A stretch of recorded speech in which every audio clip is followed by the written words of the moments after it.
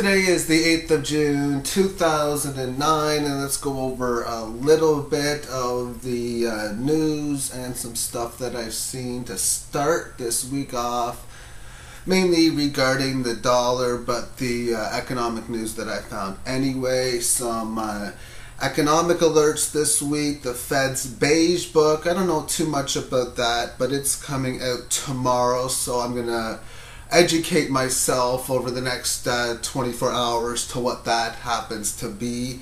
Retail sales come out on Wednesday. They're expected to be 0.2 to 0.3%. Really the only main economic alerts that are for the week. There is reports that rising interest rates is being reported for the reduction of stocks coming very soon. This has been reported by Reuters, so they're starting to tell a little more truth amongst the mainstream. Keyword is a little more, but still staying away from the whole issue. I happened to watch about 5 minutes this morning of CNBC from around 9:33 to about 9:38 Eastern Time. Just wanted to see what they happened to say.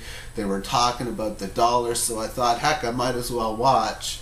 And the consensus from what I've seen this morning is they are saying, some people, well, I don't think the U.S. is going to lose its reserve currency over the next 5 years, but really nobody could prop it up, saying that it was going to be very good. In fact, what the main consensus amongst the people is that it is going to be very weak over the next little while, and that commodities generally do better when the US dollar is weaker. So that was the main consensus. You could just tell by the way they were speaking that they knew that this is going to all be going down. As I was saying, that this is a major spiritual and conceptual shift with the Mayan calendar around this point, and a lot of the evidence should be starting to play out amongst what we see around us. And this is just a little bit to give us that evidence amongst us. President Obama said today that there is going to be over 600,000 jobs that are going to be created through the $800 billion stimulus package. Keyword, they did not say exactly where the jobs are going to be. I remember listening to a Patriot Radio News. They were talking about how Walmart was increasing jobs.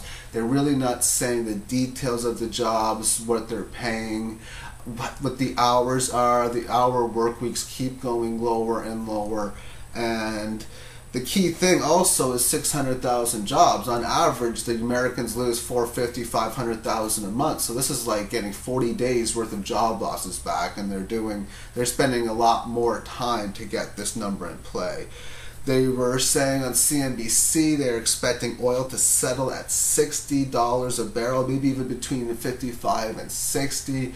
I've been saying on my technical videos that I expect the markets to retrace, and the commodities retracing is not a surprise. Seeing a pullback in gold, silver, oil, that wouldn't be a surprise. If people are intuitively saying the real information that's going to be, let's watch to see where oil would bottom if there is a retracement. If it bottoms between the $55 and $60 area, then that could be where we could see the buy signal for commodities if, of course, people are trading them on a shorter term basis. So I want to see how that works out, see if the commodities do sell off, because gold has been down today. As far as the dollar is concerned, I'm going to show more of the charts on my technical videos, but they are showing signs that we might have a rally. And just like the stock market last year, the rallies, it's a bear market rally. It's to be expected. Of course, you're most likely going to see mainstream media wanting to prop it up if, of course, there is this rally saying everything is fine. But this is normal market conditions. Nothing goes straight down, straight up, and it wouldn't surprise me if we had like a 2, 3, 4, 5 week run even where the dollar actually doesn't get hammered like it has been for the last month or so. So I'll keep my eyes on that. The technical videos are going to explain it. My focus for the technical videos is to see how the dollar and the bonds react for the bond bubble. I'm starting to now realize that the stock market is nothing more than an inflationary guide, outside of course the casino game that it is. The higher the stock market is, the higher inflation is.